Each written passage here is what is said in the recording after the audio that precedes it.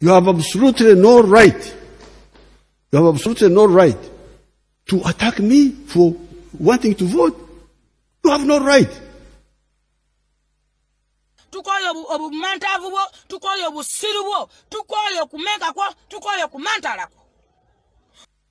Those idiots, we shall deal with them. People are playing around. You have no right even to abuse me. You have no right.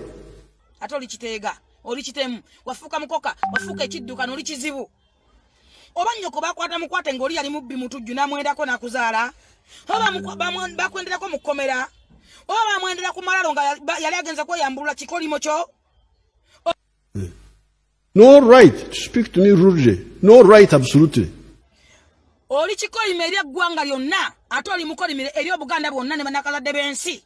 Wafuuka ekyenyaza, wafuuka ekyeneena, wafuuka wenna oli awo olinga omuntu omulamu n'ofuuka nga firimu za ola. Otunula nga vampire. Buli kwokyaza uwo musobi yako, buli kwokyaza omusobi yako. Mbasuze wange mbasuza mbalese basuza nze nina ennyumba. Eriwa. Ulina ennyumba bala beba kako.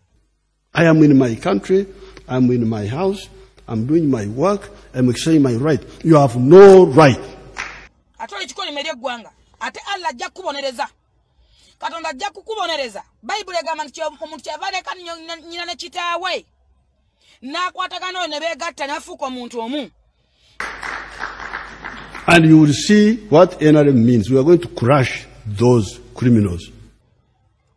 Bonna wasobyasobyako dda bakosaakosa dda bakotamwatamwa dda owunya olusu owunya olinga omukolimire owunya ensuka naana olina kala bibiri ku mubiri naye bwolina kutojjawo oluto lukulinga entumbi. You have no right. Okumbogerera ku lwaki? To back at me. Are you feeding me? I'm in my house. Wakwana omwana wa Beninga muto n'omukozesa. Warapinga mulepinge n'omuyigiza sex.